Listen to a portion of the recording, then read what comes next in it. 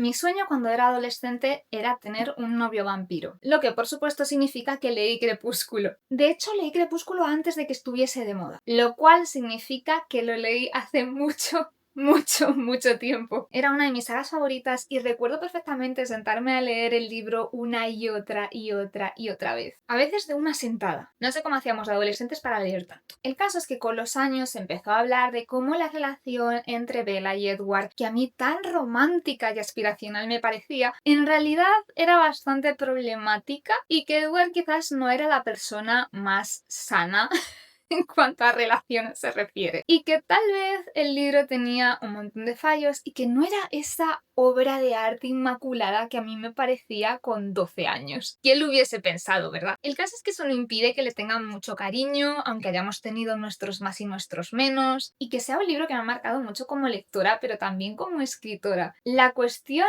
es, ¿qué pensará de Crepúsculo mi yo con el cerebro plenamente formado y desarrollado? Esa es la pregunta que quiero responder en este vídeo. No me atrevo a leer mi edición de los años 2000 porque este libro tiene casi 20 años y temo que se desintegre si lo toco. Así que aprovechando el 20 aniversario voy a leer esta edición especial que ha salido. Es cierto que el rosa y las flores no me evocan especialmente Crepúsculo, pero a lo mejor entiendo el porqué de esta edición cuando lo vuelva a leer. ¿Será Crepúsculo? Uy, es que siempre se me olvida que cuando haces esto así salen los personajes. Es increíble.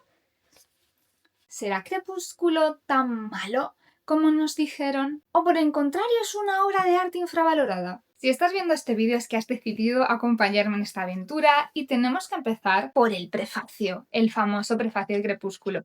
Esta edición es preciosa, la verdad, pura fantasía. Nunca me había detenido a pensar en cómo iba a morir, aunque me habían sobrado los motivos en los últimos meses, pero no hubiera imaginado algo parecido a esta situación incluso de haberlo intentado. Con la respiración contenida, contemplé... Esto es lo típico que cuando lo estás leyendo contienes tú la respiración... Bueno, voy a centrarme. Con la respiración contenida, contemplé fijamente los ojos oscuros del cazador al otro lado de la gran habitación. Este me devolvió la mirada complacido. Seguramente morir en lugar de otra persona, alguien a quien se ama, era una buena forma de acabar, incluso noble. Eso debería contar algo. Es bastante intensa, Bella, ¿no? Es muy intenso esto. Empieza fuerte. Sabía que no afrontaría la muerte ahora de no haber ido a Forks. Esto está bien, el foreshadow. Le da suspense a la novela. Hay quien diría que cierra puertas narrativas al libro, pero también le da suspense. Cuando la vida te ofrece un sueño que... No la recordaba tan intensa, estoy metiéndome en situación rápido. Cuando la vida te ofrece un sueño que supera con creces cualquiera de tus expectativas, pues novela, un sueño, igual una pesadilla, está yendo un poco mal la cosa, estás diciendo tú misma que estás a punto de morir. No es razonable lamentarse de su conclusión. El cazador sonrió de forma amistosa cuando avanzó con aire despreocupado para matarme. Como os digo, empieza intenso. Empieza intenso, vamos a ver cómo sigue. Primer capítulo. Primer encuentro. Mi madre me llevó al aeropuerto con las ventanillas del coche bajadas. En Phoenix la temperatura era de 24 grados y el cielo de un azul perfecto y despejado. Me había puesto mi blusa favorita, sin mangas y con cierre a presión blancos. La llevaba como gesto de despedida. Es un gesto de despedida, ponerse una blusa blanca. Adiós. Bella, voy a tener en cuenta cuando lea el libro, ¿vale? Voy a tratar de pensar que tiene 17 años y está en su fase poeta atormentada. Sinceramente, yo también lo he sido, así que voy a reírme de sus momentos intensos con cariño, que lo sepáis. Ya os digo que a mí esto, con 12, 13, 14 años, me parecía texto sagrado. Y bueno, voy a ponerme las gafas porque puedo leer así un par de minutos, pero no quiero luego tener dolor de cabeza.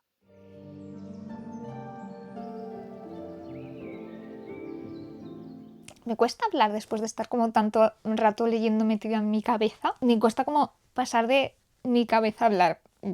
Gente, página 25, acaban de salir los Cullen. La película ha sido demasiado canónica, porque solo puedo ver la escena de la película, no puedo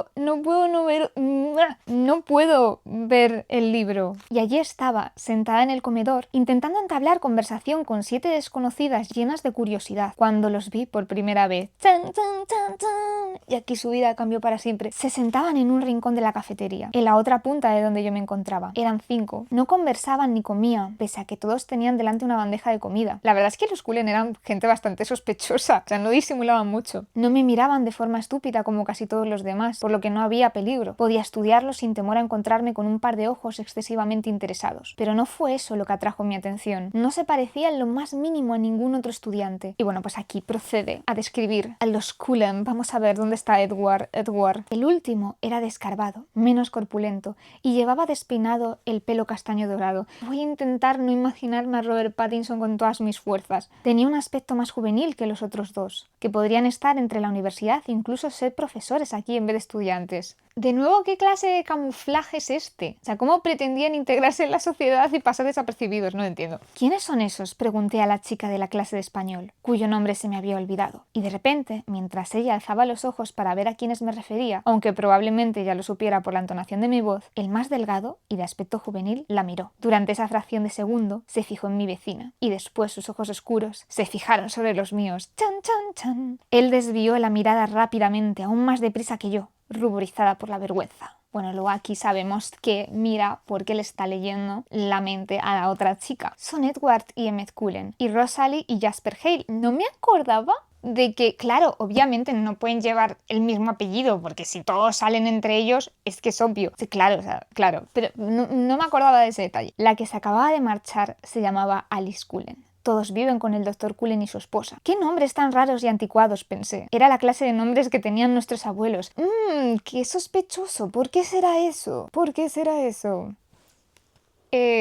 Acabo de tener un choque cultural. ¿Qué es esto? El Dr. Cullen es muy joven. Tendrá entre 20 y muchos y 30 y pocos. ¿Cómo que entre 20 y muchos y 30 y pocos? ¿Cómo? ¿Qué? No. El Dr. Cullen tenía apariencia de veinteañero, ¿me lo estás diciendo en serio? Primer capítulo terminado. Y diría que de momento nada súper llamativo, aparte de que es un fenómeno cultural, Crepúsculo. Pero en cuanto a estilo narrativo, es un libro juvenil bastante normal. No diría que está súper bien escrito, está correctamente escrito, tampoco hay nada mal en el libro. Se nota que está adaptado a un público juvenil. Por ejemplo, hay un momento en el que compara a los Cullen con esculturas, ¿no?, de artistas del pasado, podría haber dicho de Miguel Ángel. No, pero igual han preferido, ya no nos la vamos a jugar, a que no sepan que es una persona de 12 años quién es Miguel Ángel, ¿no? Y me estoy preguntando si fuimos demasiado duros con Bella. Es una adolescente bastante normal. Es verdad que es muy intensa, tiene como estos puntos de el mundo está contra mí, lo odio todo. ¡Qué injusticia! Pero es que realmente si fuésemos a mirar nuestros diarios de cuando teníamos 15, 16 años, probablemente nos encontraríamos con momentos muy parecidos de cosas que ahora las veremos y diremos ¿por qué estaba tan preocupada por esto como si fuese el fin del mundo cuando era una tontería? Pero me parece una parte normal de la adolescencia, así que diría que Bella es una adolescente en ese aspecto bastante normal. Incluso me da cierta ternura porque puedes ver cómo ella tiene bastante ansiedad social. Es una persona que se está mudando a un lugar nuevo, nos habla ya de cómo en su instituto no encajaba. Llega a decir algo que a mí me ha dado mucha ternura y mucha pena. Y es que dice, no sintonizaba bien con la gente de mi edad. Bueno, lo cierto es que no sintonizaba bien con la gente, punto. Ni siquiera mi madre, la persona con quien mantenía mayor proximidad, estaba en armonía conmigo. No íbamos por el mismo carril. A veces me preguntaba si veía las cosas igual que el resto del mundo. Tal vez la cabeza no me funcionara como es debido. Me ha dado mucha ternura, me ha dado mucha pena porque yo también he tenido momentos de mi vida que he pensado, igual tengo el cerebro roto por distintas razones. Y ver a una adolescente que se sienta así, pues a mí me da un poco de pena. Como que hemos interpretado como, Bella, que es este personaje que no es como las demás chicas. Pero es que realmente ella está manifestando todo el rato que se siente fatal consigo misma, que no encaja en el mundo, no encuentra su sitio, habla de que le cuesta mucho expresar sus emociones, habla de que físicamente tampoco se gusta, se ve torpe, como que no tiene coordinación, habla de que educación física es su pesadilla, mood, así que a lo mejor realmente no es que Bella fuese por ahí tipo, no soy como las demás, sino que realmente ella se sintiese muy inadaptada y claramente tiene ese punto de ansiedad social en el que está todo el rato pensando, madre mía, voy a ir al nuevo instituto, no conozco a nadie, voy a ser el centro de atención, no quiero ser el centro de atención, no me miréis, dejad de mirarme, dejad de hablar de mí. Y hay un momento en el que está con este chico, acabo de leer su nombre y ya se me ha olvidado, qué horror. ¿Dónde estás, hijo mío? ¿Cómo te llamas? Mike. Mike va hablando con Mike y dice, hablaba por los codos e hizo el gasto de casi toda la conversación, lo cual fue un alivio. Claramente le cuesta hablar con gente que no conoce mucho, así que está pasándolo súper mal de repente. Ella sola, en una ciudad que no le gusta, con su padre que no sabe muy bien cómo estar con él porque no ha tenido una relación de cercanía, con toda esta ansiedad social encima, y para colmo se encuentra con este tipo que actúa como si oliese, no sé, a vómito, y que se va corriendo a pedir que le cambien la clase para no estar con ella. La pobrecita se ha vuelto llorando a su casa del primer día de instituto. ¿Por qué fuimos tan crueles con Bella? No sé cómo se desarrollará el libro, solo es el primer capítulo, pero es lo que pienso. O sea, ¿por qué fuimos tan mezquinos metiéndonos con un personaje que está pasándolo mal, con un adolescente que está pasándolo mal? Y la tratamos como, uy, Bella es tonta, uy, Bella es lo peor. ¿Cuál es nuestro problema? Bueno, igual pasan 10 capítulos y le doy la razón a todo el mundo, pero de momento me ha dado ternura más que otra cosa y me ha dado pena, pobrecita. Yo sigo llorando a casa. Le quiero dar un abrazo. Edward, estúpido. Toca el update de la página 100, en concreto voy por la 116, no sé qué capítulo es porque no están numerados, he perdido la cuenta, y definitivamente no me extraña que Bella y Edward se enamorasen porque son tal para cual, o sea, ese nivel de intenso, ¿vale? Si Bella es intensa, Edward es igualmente intenso, está todo el rato con esta idea de que se está condenando a sí mismo, de que va a ir al infierno por acercarse a ella, que es peligroso, no te acerques a mí, no soy bueno para ti, y si soy el chico malo, Bella, ¿qué pasa si yo soy el malo? Así que sí, estaban destinados a encontrarse, que esto os sirva de inspiración si estáis solteros y solteras y buscando pareja, es que cada oveja tiene su pareja. Hasta esta página, eventos destacables que han ocurrido, la escena famosa de cuando casi atropellan a Bella y él se interpone y ella dice,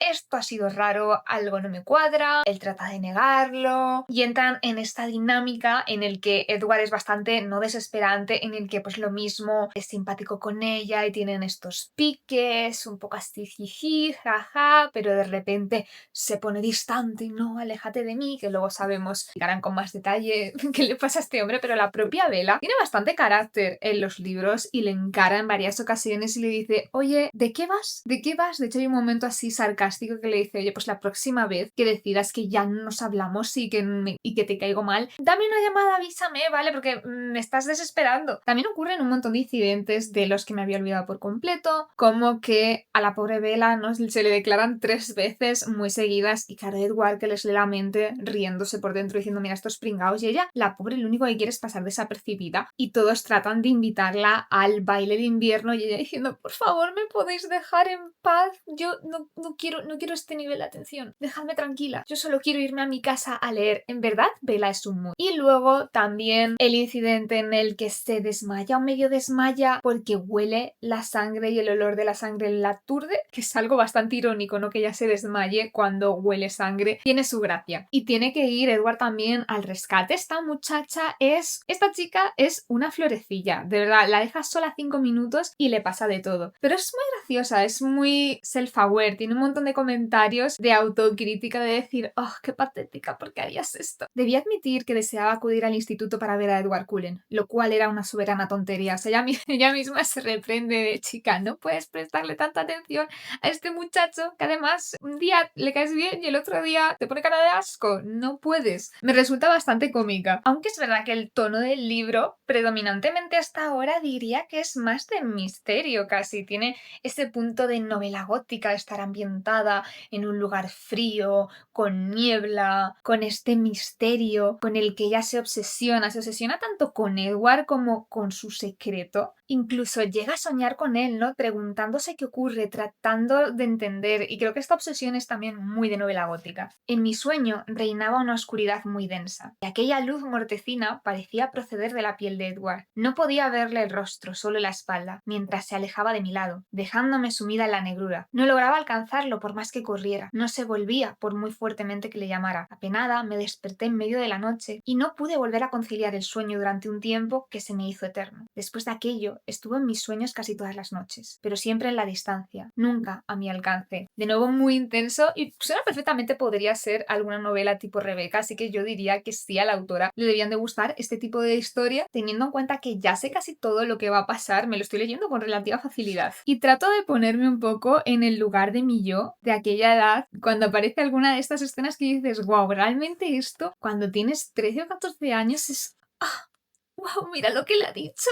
Oh my god, Edward. Te amo, Edward. Cosas de este estilo. Escuchad, esta interacción me hubiese destruido con esa edad. Sería más prudente para ti que no fueras mi amiga, explicó. Pero me he cansado de alejarme de ti, Bella. Me he cansado de alejarse de ella. Sus ojos eran de una intensidad deliciosa cuando pronunció con voz seductora aquella última frase. Me olvidé hasta de respirar. ¿Me acompañarás a Seattle? Preguntó con voz todavía vehemente. Aún era incapaz de hablar, por lo que solo asentí con la cabeza. Sonrió levemente y luego su rostro se volvió serio. Este muchacho cambia de estado de ánimo y de personalidad en la misma frase. Es increíble. Deberías alejarte de mí. De veras. Me previno. Debería alejarse de él. Y luego otro momento en que ella intenta adivinar si es Spider-Man, ¿vale? Le dice, oye, ¿te ha mordido una araña? ¿Qué te ha pasado? Y él le dice, ¿qué pasaría si no fuera un superhéroe? ¿Y si fuera el chico malo? Sonrió jovialmente, pero sus ojos eran impenetrables. ¿Eres peligroso? Era una suposición, pero el pulso se me aceleró cuando de forma instintiva comprendí la verdad de mis propias palabras. Lo era. Esta es la frase, ¿vale? Para que la subrayes y digas, Edward, Edward, oh my god. Seguramente lea un rato más, pero ya os haré update otro día porque me voy a poner el pijama y mi cerebro va a dejar de funcionar. A partir de ya, esa es mi señal para que mi día se acabe. He vuelto después de un montón de descripciones de bosques oscuros cubiertos de niebla, de las pesquisas de Bella para averiguar quiénes son los Cullen, sobre el folclore local y el folclore de los vampiros en general, muchos dramas adolescentes de a quién le gusta a quién y quién va a invitar al baile a quién, y de unas 800 menciones al color, la forma, el brillo, la profundidad, la inteligencia y cualquier otro adjetivo que tú quieras ponerle a los ojos de Edward. Voy más o menos por la página 242, tengo muchas cosas que decir y la primera es que nos han engañado. Nos han engañado porque esa famosa escena de la película de sé lo que eres, dilo en voz alta, eres un vampiro. Que además era como una escena muy intensa en la que estaban los dos por alguna razón muy enfadados. Nunca jamás ocurre en el libro. No me he sentido tan engañada desde que descubrí que C3PO tiene una pierna de color plateado. El nivel de efecto Mandela. Yo pensaba que esa escena también salía en el libro y mira que me lo leí 800 veces cuando era adolescente y no. Esta conversación sobre que Edward es un vampiro la tienen cuando están en el coche volviendo de Port Angels y de hecho es una conversación bastante tranquila, no es una conversación en la que nadie se altere de forma notable. De hecho quiero leerosla un poco para que la veáis. Todo esto, por cierto, es después de que estén hablando durante un rato sobre cómo Edward lee mentes de manera bastante casual. O sea, ya está bastante tranquila con todo este tema. De hecho, él está sorprendido de lo tranquila que está. Tipo, oye, igual deberías preocuparte un poco porque te hayas enamorado de un vampiro. Y Bella tipo, no, sabes que me da igual, me da lo mismo. Me cae mal casi todo el mundo, me cuesta relacionarme con todo el mundo. Si la única persona con la que me entiendo y con la que estoy a gusto es un vampiro, pues bueno, ¿qué se le va a hacer? Cosas que pasan. Sigo esperando tu última teoría. Me mordí el labio. Me miró, con ojos inesperadamente amables. No me voy a reír, prometió. Temo más que te enfades conmigo. ¿Tan mala es? Bastante, sí. Esperó. Tenía la vista clavada en mis manos, por lo que no le pude ver la expresión. Adelante, me animó con voz tranquila. Y aquí están, hablando un rato sobre cómo averiguó la teoría que le contó Jacob, bla bla. Bastante larga la conversación comparada con la película. Fuimos a dar un paseo, y él me estuvo contando viejas leyendas para asustarme. Me contó una... continúa, sobre vampiros. En ese instante, me di cuenta de que hablaba en susurros. Ahora no le podía ver la cara, pero sí los nudillos tensos, convulsos, de las manos en el volante. ¿E inmediatamente te acordaste de mí? Seguía tranquilo. No, Jacob menciona a tu familia. Esta es una conversación muy larga y luego se ponen a hablar sobre los distintos mitos. Le pregunta aquello de ¿cuántos años tienes? 17, respondió de inmediato. ¿Y cuánto hace que tienes 17 años? Frunció los labios mientras miraba la carretera. Bastante, admitió al fin. De acuerdo. ¿De acuerdo? Es una respuesta muy chill. Me fascina Bella porque tiene una sangre fría muy grande, le están pasando cosas tremendas y ella está analizando la situación y diciendo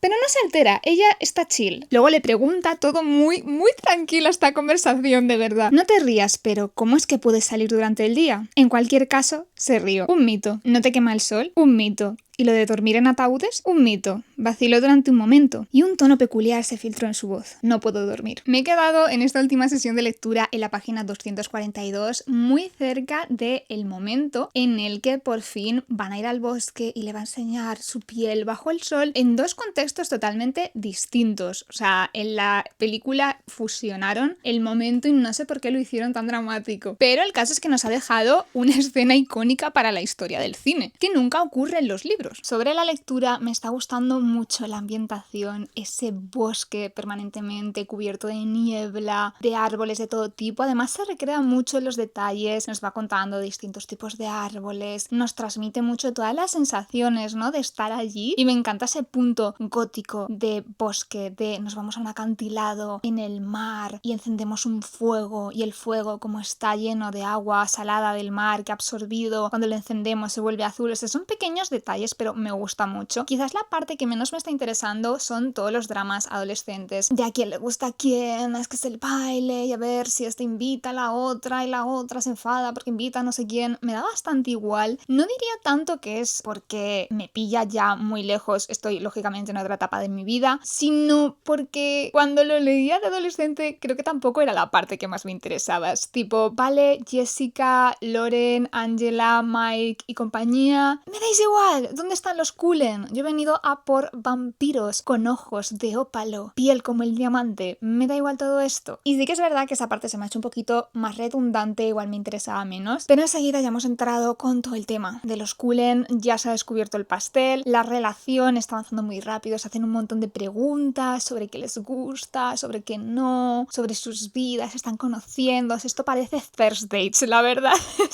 Es como ver un programa de First Dates en el que sabes que van a volver a quedar otro día, están ahí intercambiando información. Sobre la relación de Edward y Bella, por el momento, tengo que decir que entiendo las críticas de toxicidad, porque el comportamiento de Edward realmente no es sano. Está claramente en un punto muy ansioso, muy controlador con Bella, que dentro del contexto de la novela puede entenderse por el hecho de que él es un vampiro, que está acostumbrado a tener la situación siempre bajo control porque puede leer la mente de todas las personas, tiene súper fuerza, súper velocidad. Diría que la vida seguramente sea hasta bastante aburrida. No creo que esta persona sepa lo que es la ansiedad, se lo verá todo venir, no tiene ningún problema para moverse por el mundo, hasta que de repente aparece esta muchacha humana, torpe como ella sola, que tiene unos problemas de propiocepción enormes, se va chocando con todo lo que encuentra, se tropieza con ella misma y se enamora de esta frágil humana que encima no sabe lo que piensa, no sabe dónde está, no puede encontrarla con el pensamiento para ir a salvarla y se obsesiona, se raya, porque hay una diferencia tan grande entre su fuerza y sus habilidades y esta humana que es que la tocas y se rompe, que se raya. Se ha rayado. Edward tiene un problema, necesita ir a terapia probablemente para gestionarse esos issues de control que le entran con Bella. Luego, claro, él también tiene estas movidas de culpa vampírica, así que está en el mood de tengo que protegerte, tengo que leer la mente de todo el mundo que está a tu alrededor para saber dónde estás y saber que estás a salvo. Ok,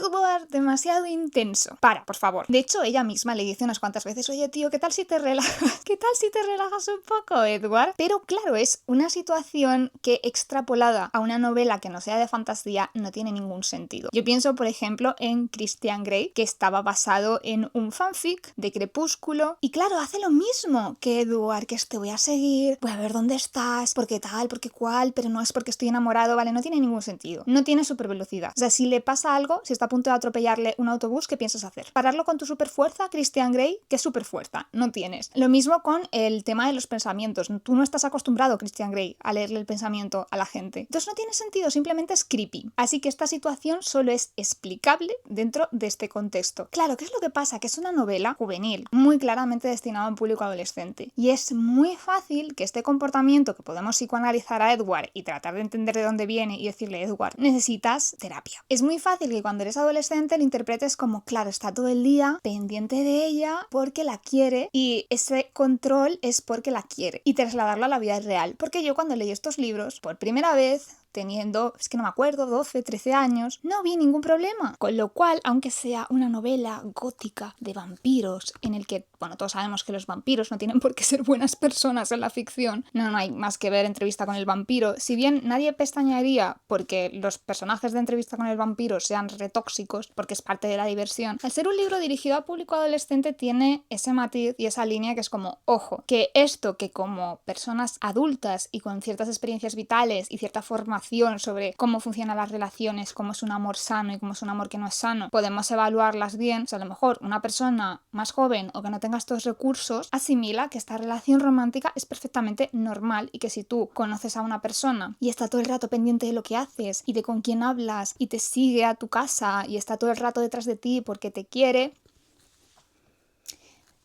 pues si no es un culé, mucha explicación normal no tiene. Igual ahí no es. Así que sí me parece lógico que haya estas críticas. Creo que igual se demonizó demasiado, ¿no? Porque a veces se moraliza mucho y es como, oh, mira la autora lo que ha escrito, qué persona tan horrible, qué libro tan horrible. Y simplemente creo que es un problema de que estaba escribiendo un registro que se lleva muy mal al público adolescente. Y que el mundo vampírico y todo lo turbio que es llevado al mundo adolescente, pues era complicado.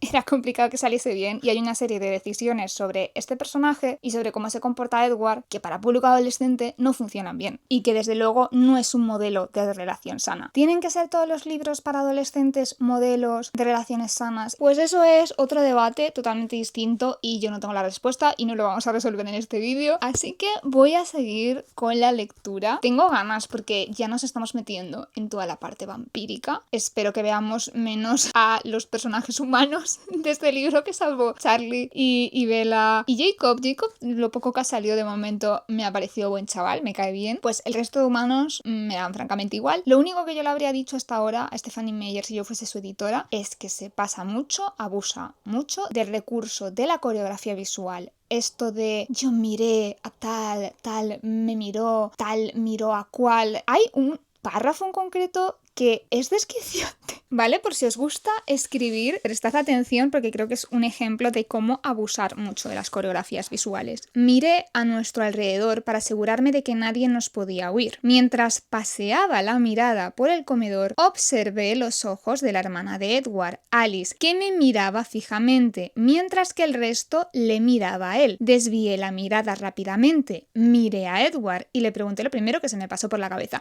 ¿Cuánta gente mirando a cuánta gente?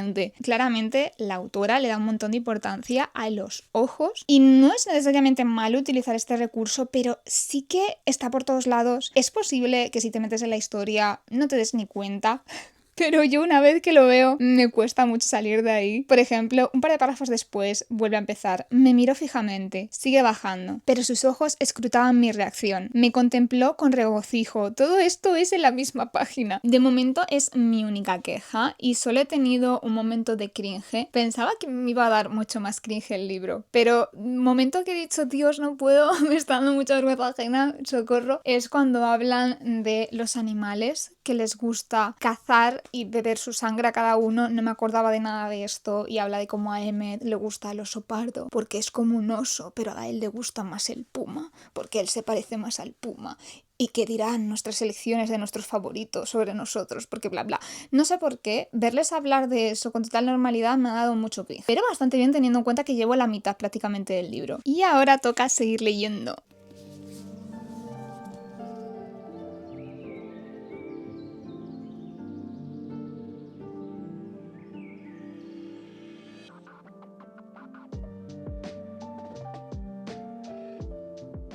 No os quiero mentir, ¿vale? Las últimas 100 páginas han sido un poco una tortura medieval. Voy por la página 318 y ¿os acordáis de cómo os decía que no estaba sintiendo tanto cringe como esperaba? Bueno, eso ha cambiado. No, o sea, he entendido por qué hay mucha gente que odia Crepúsculo en estas últimas 100 páginas y para mí la principal causa es la pareja Edward Bella. ¿Cuál es la base de esa relación? ¿Qué sentido tiene? Estas últimas 100 páginas han sido la parte en la que más han interactuado ya como pareja, como oye, nos gustamos. Han estado hablando en el coche cuando iban de camino al instituto, han tenido la cita en el bosque donde Edward le muestra cómo es bajo la luz del sol, más conversaciones en el coche de vuelta a casa, luego él le ha confesado que la vigilaba por la noche mientras duerme y más conversación entre ellos. Y tú pensarías que alguien que tiene 100 años tendría temas más interesantes de los que hablar. Pero no. Básicamente el 90% de las conversaciones entre Edward y Bella se basan en comentar la forma de conducir de alguno de los dos, en lo torpe que es Bella, en lo peligroso que es que esté cerca de él, en lo irresistible que le resulta su olor, en cómo nunca ha conocido a nadie tan única y especial como ella, que casi no puede controlarse, está en una lucha continua y es muy peligroso que estén cerca. No sé cuántas veces han podido tener esta conversación y cómo Bella, no sé, o sea, no se preocupa mucho con este tema. Y Bella ha pensado unas 800 veces en lo bello, increíblemente guapo, de otro mundo que es Edward. Él es divino, es celestial, es un ángel, no se puede creer lo que ven sus ojos. Y este es el sustento de su relación y que nos deja conversaciones tan interesantes y profundas como la siguiente. Esto ocurre después del momento en el que Bella se sube a espaldas de Edward y corretea por el bosque, algo que ella describe como sacar la cabeza por la ventanilla de un avión. No es ni muy evocador ni muy romántico, en cualquier caso. Supongo que no fue buena idea. No, ha sido muy interesante. Vaya, estás blanca como un fantasma, tan blanca como yo mismo. Creo que debería haber cerrado los ojos. Recuérdalo la próxima vez. ¿La próxima vez?, gemí. Edward se rió, seguía de un humor excelente. Fanfarrón, musité. Bella, abre los ojos, rogó con voz suave. Y ahí estaba él, con el rostro demasiado cerca del mío. Su belleza aturdió mi mente. Era demasiada, un exceso al que no conseguía acostumbrarme. Mientras corría, he estado pensando, en no estrellarnos contra los árboles, espero. Tonta Bella, río entre dientes. Correr es mi segunda naturaleza, no es algo que tenga que pensar. Fanfarrón, repetí. No me aporta mucho. Esto es una página entera del libro y básicamente todas sus conversaciones son similares y Bella de nuevo pensando unas 2 veces por página en la belleza de Edward y Edward insistiendo en que en cualquier momento podría acabar con su vida porque no podría controlar su deseo. Y no puedo, francamente no puedo más con estos dos porque me pregunto si no fuese por la relación vampiro-humano que hay entre ambos, si habría algo más, si esto tiene algún sentido, qué clase de conexión tienen, más allá de que Bella piensa que él es una criatura muy hermosa e irresistible, lo cual es lógico porque es un vampiro, incluso el propio Edward se lo dice, hoy estoy diseñado para ser el depredador perfecto porque mis presas se acercan a mí, ¿no? Soy una planta carnívora, con lo cual es lógico que ella se sienta atraída hacia él y él se siente atraído hacia ella, pues no sabemos muy bien por qué, por esta cosa primordial, ¿no? De su olor, de que nunca ha olido nada así, y él también dice que como hombre, pues que la atrae, pero de nuevo no tenemos ningún indicio de cuál es esa razón que hace que se haya fijado en una humana por primera vez y que sea su primer amor en 100 años. Si tratamos de psicoanalizarles, podríamos pensar que son dos personas que sienten la necesidad de esconder quiénes son realmente. Edward por motivos obvios y Bella porque tiene esta idea. Bella en realidad es un personaje mucho más interesante de lo que parece, pero no veo por qué a Edward debería parecérselo. Y Bella en realidad tiene esta especie de idea de que tiene que anteponer las necesidades de los demás a las suyas, con lo cual nunca puede decir cómo se siente realmente, ni qué piensa, ni qué quiere. Y es como que se encuentran los dos y se sienten cómodos para ser ellos mismos con la otra persona. Esa parte la entiendo, pero no la veo en la página, solo les veo tener las mismas 3 conversaciones en bucle y no puedo más. De momento, hasta este punto, lo que hacía que la historia tuviese un poco de tracción era el misterio de, oye, ¿qué pasa con los Cullen? Nosotros ya desde el principio sabíamos que eran vampiros, con lo cual pierde bastante intriga, pero aún así es interesante ver cómo Bella va atando cabos en esta atmósfera oscura, fría, un tanto siniestra, pero en el momento en el que se rompe esa barrera y empiezan a tener estas conversaciones insustanciales en bucle, se pierde todo el misterio y las últimas 100 páginas realmente han sido un poco agónicas. Los únicos momentos en los que me ha parecido que de nuevo volvíamos a tener esos elementos más de novela gótica, de una fantasía fantasía un poco más oscura es cuando se habla de los Cullen, de nuevo, de su historia. No recordaba, por ejemplo, toda la historia de Alice y Jasper, que se nos cuenta un poco por encima, cómo ellos no formaban parte de los Cullen originalmente, cómo Alice no recuerda nada de su vida como humana ni de cómo se convirtió en vampira. Me interesa muchísimo más que otra conversación insulsa entre estos dos, que se está montando una película en su cabeza de somos Romeo y Julieta, pero gente, no lo sois. Me gustaría mucho más saber todo eso y no me acuerdo de esa parte y es algo que me está intrigando. Pero temo otro viaje en coche entre Bella y Edward. Mi cringmómetro no ha hecho más que aumentar con intervenciones como estas, en las que están hablando de la sed de Edward y él le cuenta que se ha insensibilizado de pasar todo el día con ella. Es que me da un poco de repelús hasta leerlo, pero bueno, lo voy a intentar. Y le dice, pensé que te habías insensibilizado. Que haya renunciado a beber el vino no significa que no pueda apreciar el buqué, susurró. Hueles a flores, como a lavanda y a fresia, señaló. Se me hace la boca agua. Vale, Edward, vale. No sé, igual para alguien está funcionando, igual soy yo el problema, no está funcionando para mí. Todo ese concepto de la sed, de la necesidad, suele ser una parte fundamental de las historias de vampiros, pero en Crepúsculo no me está resultando nada evocador, solo me está dando vergüencita. ¿Qué les pasa a estos dos? La parte de la sed en las historias de vampiros suele ser un elemento clave, suele ser algo que realmente atormenta a muchos vampiros, que otros lo abrazan como parte de su nueva identidad. Realmente la forma que tiene de relacionarse un vampiro con su sed marca mucho ese personaje. En este libro no me está transmitiendo nada, o sea, no me está interesando nada el tema de la sed de Edward, no me está resultando oscuro. En algunos momentos está siendo cómico y no creo que sea la emoción que tú quieres causar cuando estás reiterando una y otra vez que tu protagonista está en peligro. No estoy sintiendo ese peligro, solo están haciendo chistes al respecto. Y hay un montón de momentos totalmente extraños, como por ejemplo cuando Edward confiesa que la ha estado espiando y dice, sentía curiosidad por ti. ¿Me has estado espiando? Sin saber por qué, no pude infundir a mi voz el adecuado tono de ultraje. Me sentía halagada y él no parecía arrepentido. ¿Qué otra cosa iba a hacer de noche? No lo sé, Edward. ¿Leer un libro? ¿Ver la teletienda? Cualquier cosa menos colarte en la casa de una chavala de 17 años y observarla mientras duerme, Edward.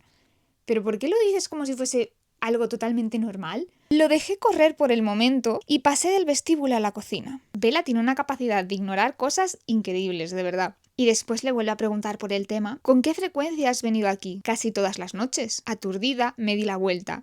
¿Por qué? Eres interesante cuando duermes. Explicó con total naturalidad, hablas en sueños. Y lo que le preocupa a Bella de toda esta situación es que ha podido escuchar él mientras ella hablaba en sueños, por si ha dicho algo embarazoso. Eso es lo que le preocupa, es que es demencial. Da risa, pero no bien.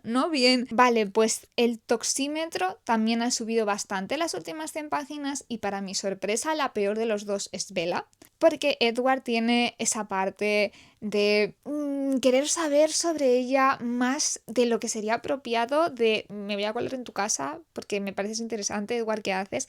Pero es que Bella está desarrollando una faceta de un apego bastante autodestructivo en el que se ha convencido a sí misma de que no estar cerca de Edward sería insoportable. Y de nuevo esto podría llegar a entender que es porque al final Edward es un vampiro, es un depredador y de alguna manera ha conseguido cautivarla. Y si estuviésemos en una novela casi de terror en la que vemos cómo la protagonista se convierte en una narradora no fiable, entra en esta obsesión oscura y perversa con un villano que se está metiendo en su mente, sería muy interesante de ver. El problema es que no va por ahí la historia, con lo cual solo resulta preocupante. Nuestra relación no podía continuar en el filo de la navaja. Caeríamos a uno u otro lado, dependiendo por completo de su elección o de sus instintos. Había tomado mi decisión. Lo había hecho incluso antes de haber sido consciente de la misma, y me comprometí a llevarla a cabo hasta el final, porque para mí no había nada más terrible e insoportable que la idea de separarme de él. Me resultaba imposible. ¿De verdad, Bella? ¿De verdad no se te ocurre nada peor en la vida? ¿En serio? Tiene otros momentos también que se ve claramente que está siendo delusional y de nuevo funcionaría muy bien como novela de terror. Fluctuaba entre una ilusión tan intensa que se acercaba al dolor y un miedo insidioso que minaba mi resolución. Tuve que seguir recordándome que ya había elegido y que no había vuelta atrás. Él quería que estuviera a salvo, me dije una y otra vez. Solo podía aferrarme a la confianza de que al fin ese deseo prevaleciera sobre todos los demás. ¿Qué otra alternativa tenía? ¿Apartarle de mi vida? Intolerable. Además, en realidad, parecía que toda mi vida girase en torno a él desde que vine a Forks. Creo que el principal problema de Crepúsculo es que es el género equivocado del libro. No, Bella, no. No, hay un punto en el que llega a automedicarse con jarabe para la tos para poderse dormir por la ansiedad que tiene de pensar en Edward. Obviamente esto no es sano y es preocupante que este libro esté dirigido a un público adolescente que de nuevo puede entender esto como un ideal romántico, puede entender que una persona se convierta en el centro de tu vida, que no hagas más que pensar en ella, que toda tu vida de pronto gire en torno a esa persona, que esa persona te dice que nunca ha conocido a nadie como tú, nadie tan especial. Y seamos realistas, a mí Bella me cae muy bien, me parece una tía muy maja, pero no creo que sea la persona más especial que Edward ha conocido en 100 años. Y que de pronto te encuentras a ti misma pensando que te da igual tu vida, te da igual estar en peligro, te pones en manos de este tipo, es que no es nada sano. Es una idea de amor romántico muy tóxica y que yo desde luego no pondría como modelo a nadie. Y yo desde luego tendría una conversación con cualquier persona adolescente que esté leyendo este libro para decir, oye, hay que discernir las cosas, ok, esto es un libro de ficción, pero, ojo, cuidado, no podemos pensar que este romance es algo deseable. No podemos pensar, ay, quiero la misma historia de amor que Bella y Edward, porque esto de momento es una historia de terror. De verdad es que no puedo más. No puedo más. Mi lado racional no puede gestionar este libro. No puedo. Edward acaba de pasar toda la noche observando a Bella mientras duerme, lo cual a ella le hace mucha ilusión por alguna razón que yo no logro entender. Y el nivel de Instalove también está siendo demasiado para mí. Edward le dice, empezaste a hablar en sueños muy pronto. Gemí. ¿Qué oíste? Los ojos dorados se suavizaron. Por si por lo que sea te habías olvidado de que los ojos de Edward eran dorados. Dijiste que me querías. Eso ya lo sabías. Le recordé, hundí mi cabeza en su hombro. Da lo mismo, es agradable oírlo. Oculté la cara contra su hombro. Te quiero, susurré. Ahora, tú eres mi vida. Se limitó a contestar. Creo que ahora mismo entiendo cómo se sintió Elsa cuando apareció su hermana Anna y le dijo que iba a casarse con un tipo que había conocido ese día, porque es la misma emoción que tengo yo ahora mismo. Necesito sentarme con Bella, sacarla de Forks, llevármela a un sitio que le dé un poco de aire y decirle, chica, pero ¿tú en qué piensas? ¿Se le han fundido todos los plomos del cerebro como romance?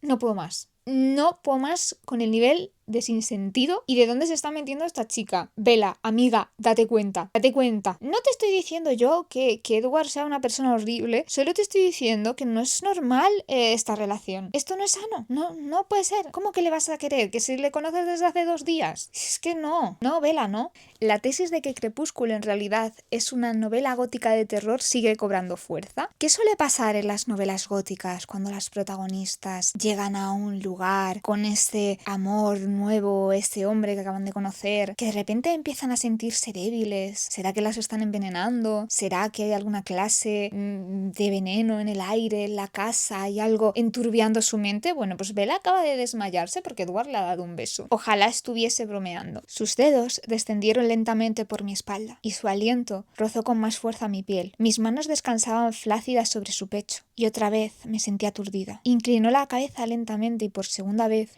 sus fríos labios tocaron los míos, con mucho cuidado, separándolos levemente. Entonces sufrí un colapso. Sí, un colapso significa que se ha desmayado y luego te lo confirman por si no entiendes nada. Bella, dijo alarmado, mientras me recogía y me alzaba en vilo. Has hecho que me desmaye, le acusé en mi aturdimiento. ¿Qué voy a hacer contigo? Gimió desesperado. Ayer te beso y me atacas, y hoy te desmayas. ¿Estás mareada? Preguntó. Me había visto así con anterioridad. No.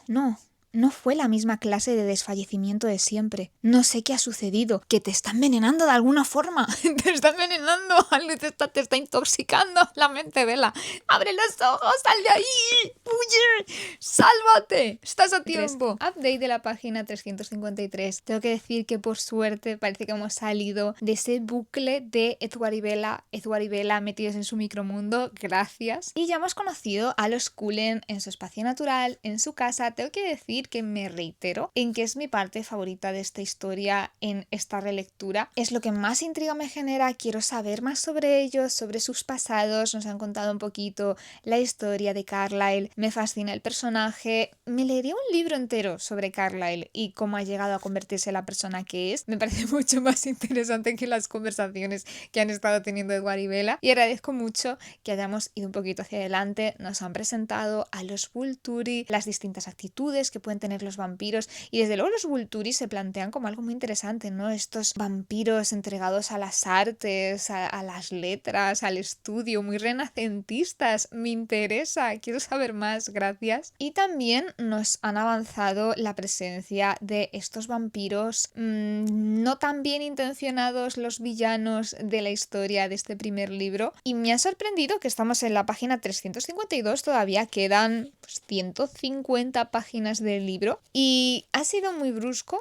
Hemos pasado de estar de repente en la casa de los Cullen a partido de béisbol, va a ser lo siguiente, y a partir de aquí la escalada que conlleva de estos tipos tratando de comerse a Bella. No sé por qué en mi cabeza pensaba que nos quedaba más hasta llegar a eso, y es que creo que se ha introducido demasiado tarde todo ese... O sea, hemos tenido 100 páginas de Edward y Bella hablando de la nada, de lo mismo todo el rato, y en ningún momento se nos ha avanzado, oye, se vienen curvas, hay vampiros que sí son peligrosos, no como los Cullen y están cerca. Esto en la película, si recuerdo bien, se corrige, se introduce antes este elemento de intriga, de hay un peligro, de subir un poco esa tensión, y creo que realmente al libro también le hubiese venido bien que se nos hubiese hablado antes de esto, porque de nuevo una vez que se supera esa tensión de ok, ya sabemos que Edward es un vampiro y que pese a que insista 80 veces en lo peligroso que es, no es su intención ser un mal vampiro ni comerse a Bella, así que porque estamos dándole vueltas a estos, hubiese sido interesante que nos dijesen, ojo, pero sí que hay vampiros malos. Así que ahora vamos ya directo hacia ellos. No sé si haré algún update entre medias o si ya me esperaré al final, depende de cómo vaya viendo la cosa. Estamos llegando ya a la recta final, voy por la página 411, estamos en plena persecución, han aparecido los vampiros malos malvados, James, Victoria y Laurent, y James, el cazador, toda su existencia gira en torno a la caza, se han caprichado con Bella, la ve como un reto y ahora tienen que ponerse todos manos a la obra para impedir pues, que este señor la convierta en el aperitivo, básicamente, pobrecita mía. Tengo que decir que la película, aunque a mí nunca, no conecté con ella, igual que con el libro cuando lo leía, tiene un talento especial a la hora de convertir momentos que en el libro son totalmente anodinos en épicos, como por ejemplo el partido de béisbol. El partido de béisbol a mí en el libro no me ha dicho nada, ha sido como, ok, vale, me alegra que os lo paséis bien en familia, pero en la película, la forma en la que está rodada, la música, las imágenes que tenemos aquí en la mente, se han vuelto aparte de la cultura popular del siglo XXI, igual que ese momento de dilo en voz alta, o cuando vemos cómo le brilla la piel. En el libro realmente son momentos bastante trascendentes, y la película, para bien o para mal, ha conseguido que se queden ahí para siempre en la historia del cine y de la ficción. Igual que me he estado metiendo mucho con Stephenie Meyer por cómo ha escrito todas esas citas entre Bella y Edward que no podían darme más igual. Creo que se le da mucho mejor escribir momentos de tensión en los que se te corta el aire, ¿no? Por madre mía, ¿y ahora qué va a pasar? Como cuando aparecen estos vampiros que desde el principio te deja claro, no son como los Cullen, ¿vale? Los Cullen son gente nice, son tus vecinos encantadores que te traen pan recién horneado. Esta peña no, esta peña es peligrosa, y te lo transmites súper bien desde el primer momento y tú puedes sentir el peligro. Igual que al principio Bella cuando notaba que pasaba algo extraño con Edward. Creo que todo eso se le da mucho mejor que el romance, la verdad. De hecho, os voy a leer un fragmento para que veáis que se esfuerza mucho por envolverte en la escena y por describirla de una forma cautivadora. El líder de los recién llegados era sin duda el más agraciado, con su piel de tono oliváceo debajo de la característica palidez y los cabellos de un brillantísimo negro. Era de constitución mediana, musculoso, por supuesto, pero sin acercarse ni de lejos a la fuerza física de Emmett. Esbozó una sonrisa agradable que permitió entrever unos deslumbrantes dientes blancos. La mujer tenía un aspecto más salvaje, en parte por la melena revuelta y alborotada por la brisa. Su mirada iba y venía incesantemente de los hombres que tenía enfrente al grupo desorganizado que me rodeaba. Su postura era marcadamente felina. El segundo hombre, de complexión más liviana que la del líder, tanto las facciones como el pelo castaño claro eran anodinos, revoloteaba con desenvoltura entre ambos. Sin embargo, su mirada era de una calma absoluta, y sus ojos, en cierto modo, los más atentos. Los ojos de los recién llegados también eran diferentes. No eran dorados o negros como cabía esperar, sino de un intenso color borgoña, con una tonalidad perturbadora y siniestra. Cuando se pone en modo oscuro, a mí me gusta mucho más la prosa de Stephanie Meyer, aunque de nuevo tenemos esa hiperfijación con los ojos y la mirada. Hasta 3 veces hablado de los ojos de los personajes en solo un par de párrafos. Y a partir de aquí se produce el choque, empieza la persecución, tienen que resolverlo. Y me parece curioso porque entran todos en pánico, ¿vale? Edward se colapsa, él solo piensa en tengo que salvar a Bella, tengo que enfrentarme a él, tengo que acabar con él, esto solo va a acabar si consigo matarle, bla bla. Y tiene que ser Bella, pobrecita mía, con sus 17 años, frente a los cientos de años de toda esta gente, la que dice, vamos a ver, podemos calmarnos y pensar un plan. Y sugiere un plan bastante ocurrente y se quedan todos sorprendidos, sobre todo Emmett, tipo, oh, pues es un buen plan. Sí, gente, Bella es una persona inteligente, ¿por qué no le prestéis más atención? Y me ha parecido muy gracioso, la pobre. Y ahora me queda esa parte ya de clímax total con esta persecución, pero lo que me pasa con el libro es que está dividido en 3 partes totalmente inconexas entre sí. La primera parte del libro sería un poco esa en la que Bella llega al instituto, empieza a relacionarse con los otros estudiantes, se da cuenta de que hay un misterio relacionado con los Cullen, etc. Y luego todo eso es como que deja de importar. Todas las relaciones sociales que se han construido, quién le gusta a quién, con quién se lleva mejor, quién parece que es más sincera con ella y puede ser su amiga, quién en cambio le tiene tirria, con quiénes conecta más, todo eso da igual. Así que te preguntas un poco para qué estaba ahí, qué sentido tiene. De hecho hay una parte que me hace mucha gracia en la que Jessica le llama súper emocionada, ¿no?, para hablar del baile al que Bella no ha ido porque prefería irse con Edward al bosque, y le dice, ¿qué tal te fue en el baile? Me lo pasé genial, parloteó Jessica. El parloteo ya nos indica que no le importa mucho a Bella lo que le tenga que decir, que sin necesidad de más invitación se embarcó en una descripción pormenorizada de la noche pasada. Murmuré unos cuantos en los momentos adecuados, pero me costaba concentrarme. Jessica, Mike, el baile y el instituto se me antojaban extrañamente irrelevantes en esos momentos. ¿Has oído lo que te he dicho, Bella?, me preguntó Jess, irritada. Hija, pues normal, la verdad. Lo siento, ¿qué? Te he dicho que Mike me besó, ¿te lo puedes creer? Eso es estupendo, Jessica. En fin, como podéis ver, a Bella le importa un pepino quién se haya besado con quién. Así que de nuevo me hace preguntarme por qué tantas páginas y tantas escenas dedicadas a las dinámicas sociales del Instituto de Forks, si va a dar exactamente lo mismo. Luego tenemos una segunda mitad que son básicamente Bella y Edward todo el rato hablando de lo mismo, prácticamente, y de repente pasamos a esta persecución trepidante, a estas escenas ya más de acción, con personajes que no habían salido hasta las últimas 150 páginas. Entonces no entiendo cómo está planteado este libro. Lo veo caótico y muy poco integrado entre sí, y eso es lo que más me descoloca de este libro, el por qué no hay una cohesión. Y me da cierta pena porque creo que si el tono del libro hubiese sido más consistente, si la autora hubiese tenido una línea más clara de qué era lo que quería hacer y de qué es importante y qué no dentro del libro, podría haber sido mucho mejor como novela. Creo que este caos y esta desorganización hace que pierda bastante puntos como un todo, ¿no? Porque no sabes muy bien qué estás leyendo ni por qué va de un sitio a otro. Lo acabaré probablemente en breves porque además esta última parte está siendo muy adictiva porque incluso cuando ya sé lo que va a pasar consigue engancharte. Me quedan unas 90 páginas, pero sé que me las voy a beber. Sé que va a ser mucho más fácil de leer estas páginas que las citas de Bella y Edward. Acabé el libro. He procrastinado tanto leer los últimos capítulos que me ha cambiado hasta el pelo. Vamos a ver. Como os decía en el último clip, me quedaban los capítulos de la persecución contrarreloj cargada de tensión de James a Bella, o eso esperaba yo, porque todo lo interesante ha pasado fuera de escena. Como estamos en el punto de vista de Bella y no percibimos nada más, mientras esta persecución tenía lugar, ella ha estado o en la habitación de un hotel, mientras Carlyle y Edward trataban de despistar a James y llevarle hasta una trampa, lo cual no funcionó. James se dio cuenta de que le estaban engañando y va a Phoenix, que es donde se está escondiendo Bella, y le tiende una trampa haciéndole creer que ha secuestrado a su madre, cuando en realidad la voz de su madre diciendo «Bella, Bella» pertenecían a una vieja grabación cuando era pequeña. Ella lo que hace es que va a esta trampa, ella sola, sin avisar a nadie, quizás no la mejor decisión del mundo, sobre todo teniendo en cuenta que al final las salvan de todas formas, con lo cual podría haberles avisado y haberles dicho «Oye, voy a hacer esto».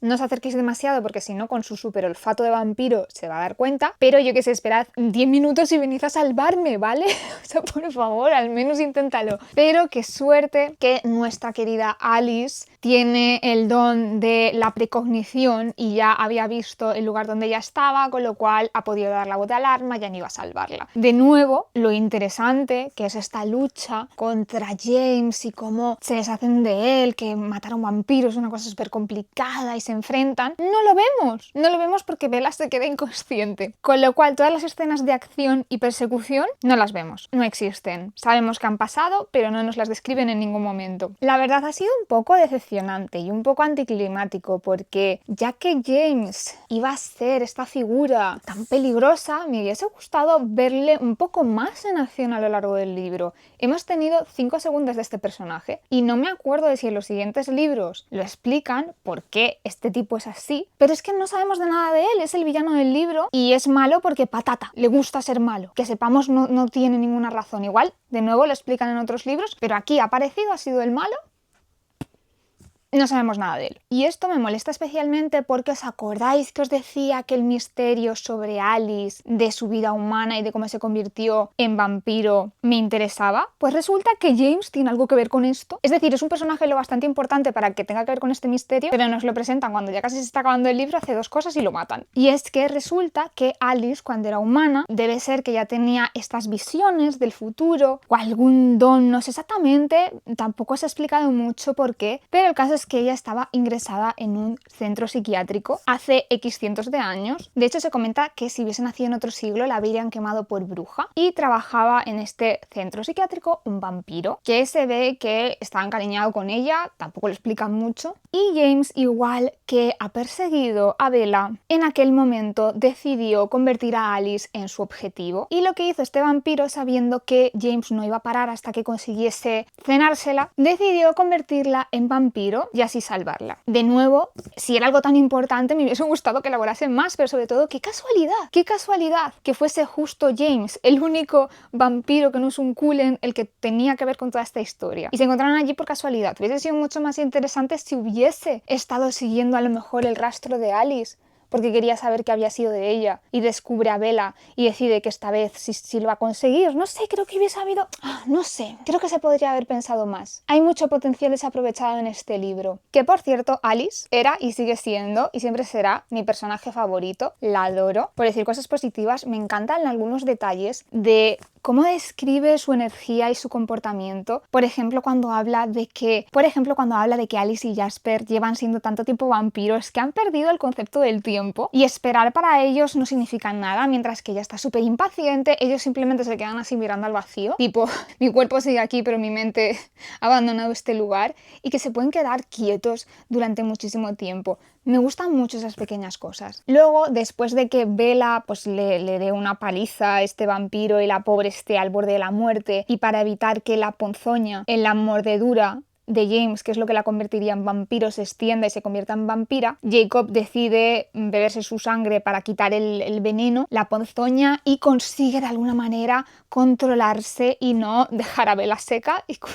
pobrecita mía, de verdad, vaya novio se ha echado. Y aquí es cuando surge por primera vez ese conflicto, ese debate en el que Bella quiere convertirse en vampira y Edward no quiere que ella viva eso porque según él, bueno, aparte de todo este rollo de que su alma y bla bla, también piensa que su vida paró cuando se convirtió en vampiro y quiere que Bella siga viviendo su vida y no se quede parada. Lo de que se ha quedado parado explica por qué sus conversaciones son tan insustanciales, la verdad. Esto es algo que a mí me choca porque si yo tuviese cientos y cientos de años y la juventud eterna, o sea, encima está sana, es que haría tantas cosas, o sea, aprendería a pintar hasta que pintase como Miguel Ángel. No sé, me haría actriz de teatro, ¿por qué no? Repostera, o sea, es que haría tantas cosas que no entiendo este concepto de, ay, sí, se acabó mi vida.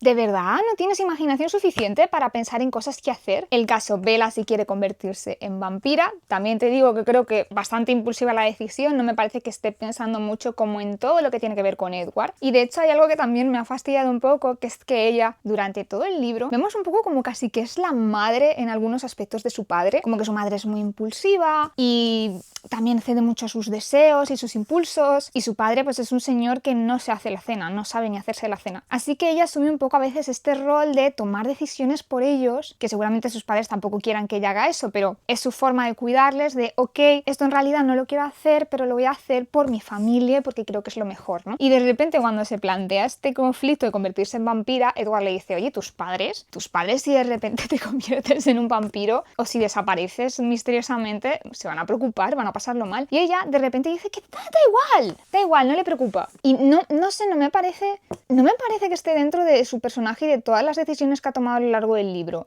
No le pega. Y de repente es como que en cuanto las cosas tienen que ver con Edward y con estar con Edward, se le funde un plomo. Bella, ¿qué dices? A ti te importan mucho tus padres. Y por último, acaba el libro cuando Edward medio la engaña para que Alice y Rosalie la maquillen y la vistan para ir al baile de fin de curso. Y aquí aparece también Jacob y abre un poco la segunda parte de la historia, advirtiéndole que los hombres lobos van a estar vigilando a los Cullen, y Bella se siente básicamente súper decepcionada porque Edward no la haya convertido en una vampira. Vale, conclusiones finales del libro.